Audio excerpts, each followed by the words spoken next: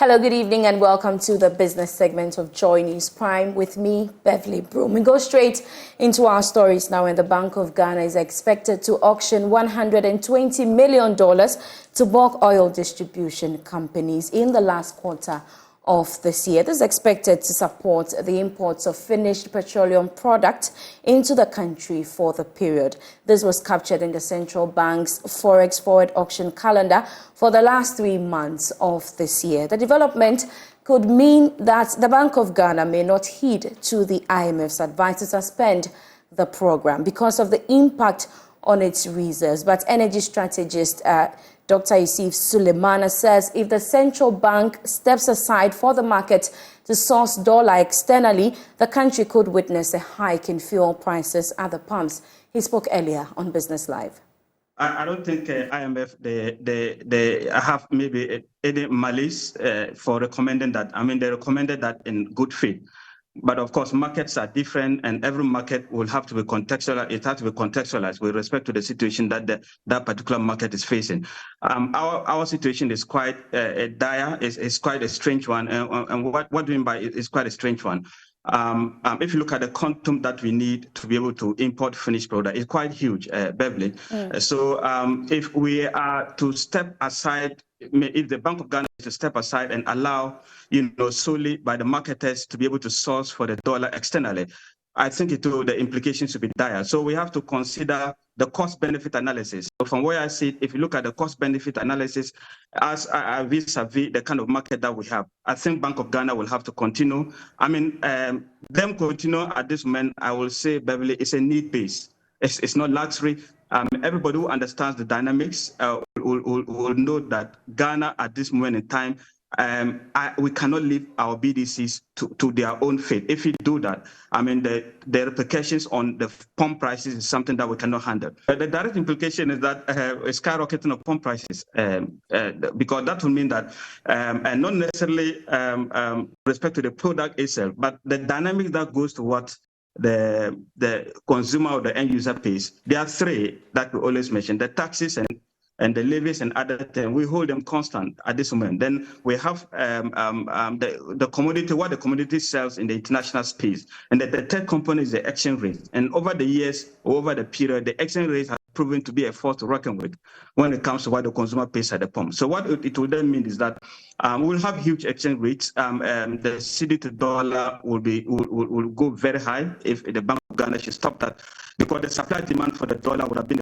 problem here, and you know what the BADCs and the importers do? They do forward pricing. And if they are not uncertain, if the market is so uncertain and they're supposed to be volatility, they will decide to peg it high.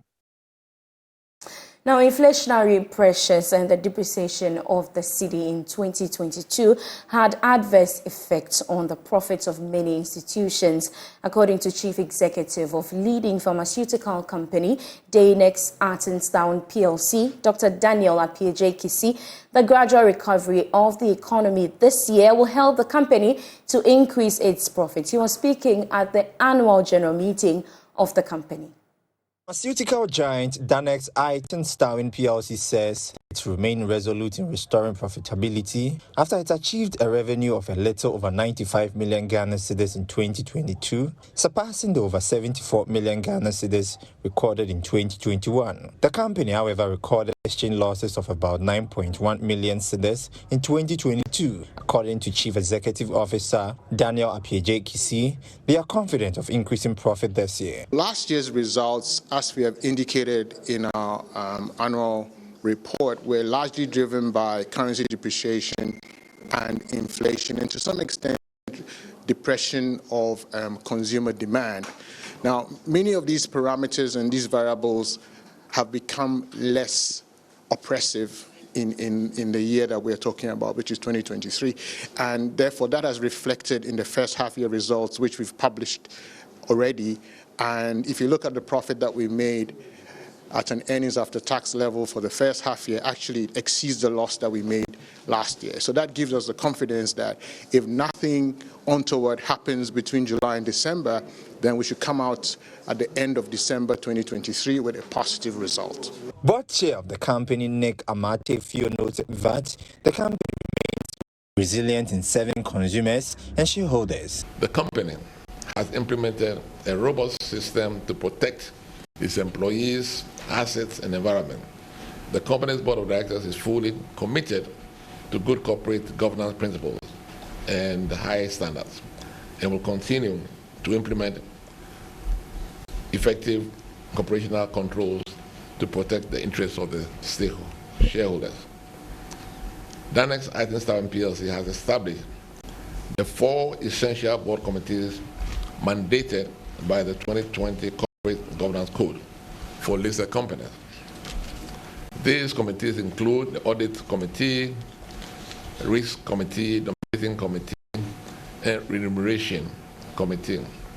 The company also reiterated its commitment towards providing consumers with the best products. Now, players in the insurance sector in West Africa are confident that developing a common West African financial framework will deepen insurance coverage in the sub-region. The Director of Financial Integration of the West African Monetary Institute, Suleman, explained that harmonizing standards in the sub-region will increase insurance coverage across borders. The 6th College of Insurance Supervisors of the West African Monetary Zone is a platform to harmonize and improve insurance practices across the West African region. The 6th College will seek to adopt Memorandum of Understanding between the various countries with a key focus on the Francophone blocs. The move is part of efforts to ensure the smooth transition into the use of a single currency by 2027. Director of Financial Integration of the West African Monetary Institute, WAMI, Suleman, explains the need to ensure a synchronized system to boost penetration. The penetration is still low, but it's not. I think you can do both. It's possible to do both. In country-wise and external, and also to open up the insurance sector, we can do both. But what is more important is really to harmonize. That's because we are going to have a single monetary zone, single currency, and then we need to harmonize everything, the rules. The rules need to be harmonized, so at least when you're in Nigeria, you're in Ghana, you're in Guinea, you know everything is the same. Now, for the development side, it's open. To me, it's really the operators. They know exactly where to go.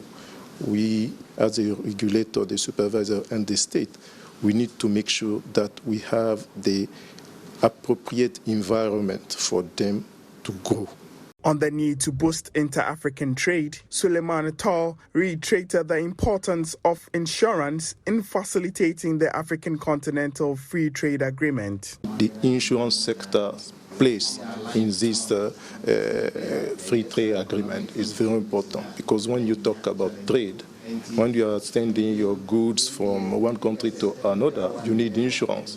When you are traveling from one country to another, you need insurance. Everywhere you are engaging in trade or exchange, any type, you need insurance. So, Acting Commissioner for the Ghana Insurance Commission, Kofi Andor, stated that the West African integration would foster knowledge sharing amongst member states to boost the growth of the sector. This is an opportunity for the various regulators to learn from each other. Some are advanced, some are behind, some have challenges. It is a platform to learn from each other and to find better ways of doing it, of promoting penetration in our various countries. You know, Ghana is not going to Sierra Leone to go and promote penetration. This is to learn from each other and to find better ways of doing it in our various countries. So I think that it is the other way around. This will rather help us to all find better ways of promoting penetration in our various countries. The college, which comprises 6 West African nations, hopes to fully integrate Francophone countries to ensure a smooth rollout across the bloc. Now, the Chief Executive Officer of Urban Concrete Limited, a precast concrete floor manufacturing company in Accra, Engineer Isaac Afrani, has called on Ghanaians to embrace new trends and technologies currently prevailing in the construction industry. Speaking in an interview, he said owners of construction projects are demanding better quality, faster construction delivery times, and economical ways of putting up their structures, hence the need to use the latest technologies. Urban Concrete Limited is an indigenous Ghanaian precast concrete manufacturing company established in 2006. Presently, the company's main focus is on the production of precast concrete floors known as Urban Quick Floor System. Engineer Isaac Afrani is the Chief Executive Officer of Urban Concrete Limited. We manufacture precast concrete floors, which consists of precast ribs and floor blocks. Basically, what we are into is if you are putting up a story building and you want to do the suspended floor, like your first floor, your second floor, or upper floors, instead of using the old method where you have to buy a lot of boards or plywood and timber to do form work, and then buy a lot of iron rods and concrete, we would rather precast in the factory and bring it to the site and arrange it on your building for you. So basically we do the ribs, which contains the iron rods that is required for the floor. We will do the blocks, which are hollow, so that the floor is lighter. We will transport the ribs and the blocks to your site, arrange the ribs on your beams, which are your beams connecting your main pillars, and then set the blocks on top of it. All you have to do is cast the minimum 2 inches concrete on top of the blocks, and you are good to go. Throwing more light on the benefits of the Urban Quick Floor System, he said it is a convenient way of constructing concrete floors, saving time and reducing costs by up to 30% as compared to the traditional method. The advantages of using this system is that it is faster, neater, and much more economical. Economical because you're saving on all the costs to buy the timber for the temporary supports. Also, you don't have to buy a lot of iron rods and concrete. It's also helpful for our environment because you're saving on the timber. You are not using a lot of timber, so it is good for the environment. How different the company's product is from the traditional method, Engineer Afrani said the traditional in situ method of constructing concrete floors involves sourcing, purchasing, transporting and storing of a lot of building materials at the site.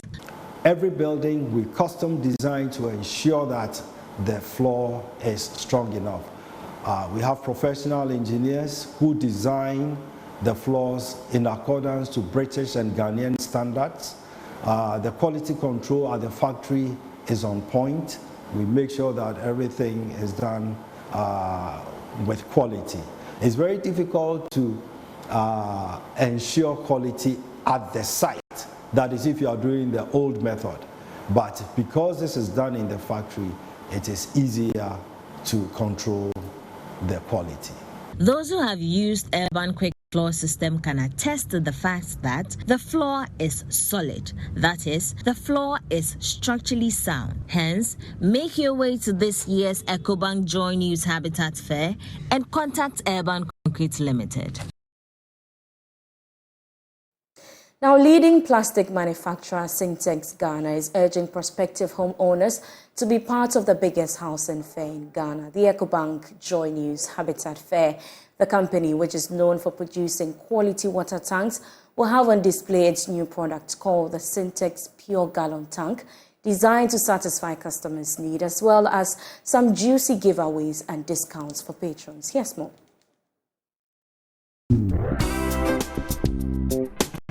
Water is an essential necessity of humans and among the most crucial components of our survival.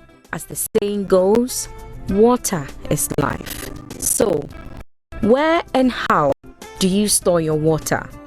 Heard about the Syntex tank? Our tanks ranges from 600 liters through to 25,000 liters. The slogan goes like, Syntex tank, and you say air strong, air tough. And then our brand logo, or the animal on it, is a tortoise. And as you know, the shell of the tortoise is very, very, very strong. And I've not seen a tortoise shell breaking before. And then they are the animals that live longest on earth. You understand? So this symbolizes, or they actually bring about the fact that our products are very durable.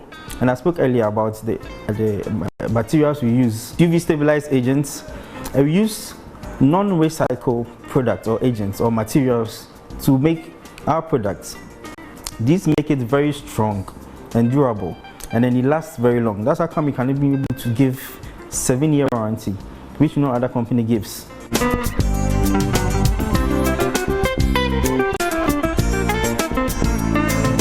A leading manufacturer in the plastic industry. For over 30 years, the company adopts the latest technologies to deliver the best-in-class products for their customers. Here's the marketing coordinator at Syntex Ghana, Ebenezer Chumberima. We have the water tanks. That's our main product that we produce. And then we have other products as cones, barriers. We have the utility drums. We also have other sections like cup, preforms, and bottles. That's another section. We also have packaging and lamination. All these are parts of the things we do. So we don't only produce tanks, we have other sections as well. For the second time in a row, Syntex Ghana is participating in the EcoBank Joy News Habitat Fair. Chumberima outlines what patrons should look out for at this year's fair. The new product we have, more as I said, is the Syntex Pure Gallon Tank. We call it here SGT, Syntex Pure Gallon Tank. So it's actually measured in gallons. You know, not everybody is familiar with liters, measuring in liters. So people are used to gallons and all of that. So we decided to make Syntex Pure Gallon Tanks for those people to satisfy their needs. We also come in with our price list for everything that we produce. So you have a fair idea of our prices. And then we also give you, obviously, you get time for our customers, our clients, so that we get to interact with them. Know if you have 1 or 2 problems, we get to interact with them, and then we create a family, or then after we can transact, so we can do business thereafter. And also we are trying to provide a 5% discount on that particular day. So when you come and then you are willing to buy for a period of time, we give you 5% discount coupon, so you can get, you know, some discount for your purchase. Now you know. Make sure you visit the Syntex stand at this year's EcoBank Joy News Habitat Fair. Syntex tank, air strong, air tough.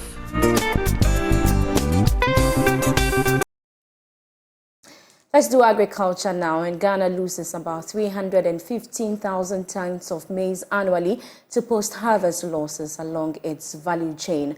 Corn shelling by the fingers contributes a significant amount of these losses, and this common practice is deemed tedious, painful, and time-consuming, with potential of damaging the maize grain. In this week's episode of The Food Chain, Emmanuel Bright Kweku interacts with a maize farmer who has come up with an indigenous small-scale maize shelling prototype and also put a spotlight on intertwining technology with agriculture.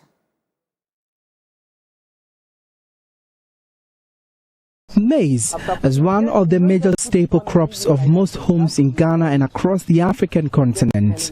But before the crop can be processed for any meal or product, the maize kernels must be detached from the ears in a process known as shelling. The easiest maize shelling processes are either with the fingers or beating loaded sacks of maize cobs with sticks in situations when the harvests are huge.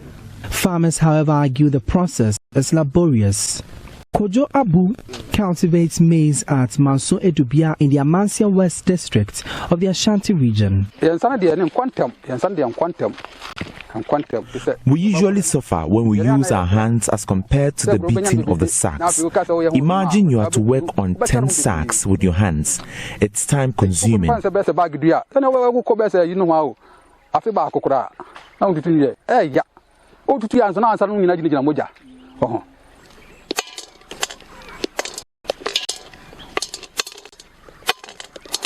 Hand shelling of maize is a common practice among most smallholder farmers in Ghana.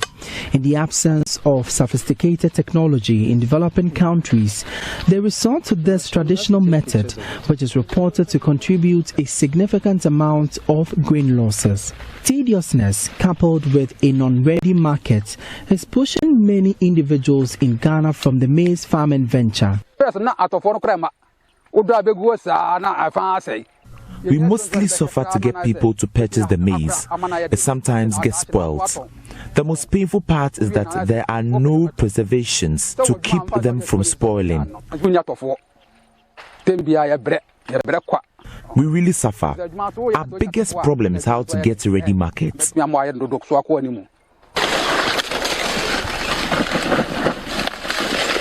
The lack of commercial processing of maize and improper storage facilities are causing immense food losses and insecurity in Ghana. As a result, farmers are compelled to sell their bumper harvest at low prices. Having gained a master's degree in project management, Ivan Atta Amwaku decided to cultivate maize and cassava on his 8-acre land in Mansonkwanta. After a bumper harvest and listening to concerns by other maize farmers in his community, Ivan resolved to develop the maize shelling machine for smallholder farmers. So it all started from when I decided to go into farming, and then I did about 6 to 7 acres of maize. But then I was also thinking that, hey, these 6 to 7 acres of maize, and we're also running a daycare school. Are we going to have time to de-seed all this corn? So it actually became a problem for me. So I was just thinking through and praying to God, and through revelations and all that, some of this idea came. This thing can take about 50 to 70 pieces of this maize, as I say, that stick. Even the bigger one can take about 50, and the smaller ones can take about 70. Less than a minute, we are able to shell off about 70 pieces. The 70? The 70. All of them? All of them. Reports suggest the key driver for increasing agricultural productivity and rising incomes is the adoption of innovative technologies and practices by farmers. I've been interacting with a lecturer at the Agricultural Engineering Department of the KNUST on the need to incorporate indigenous technologies in farming. If you are able to channel resources, policies, interventions to help address these post-harvest losses through, like I said, a scheme that allows these technologies to be easily accessible, made it available, make the farmers, able to patronize and purchase this equipment or these machines, then in a way you are also reducing post-harvest losses. And that will mean that we'll have a lot of food available. For Joy News, I am Emmanuel Bright Kweku. The full episode of The Food Chain airs every Saturday at 6 p.m. on the Joy News channel, and a repeat on Tuesday at 2:30 p.m. And that's the end of Prime Business tonight. For more business news, you can log on to myjoyonline.com/business. I am Beverly Broom. Razak Wisbao is next with sports. Please stay.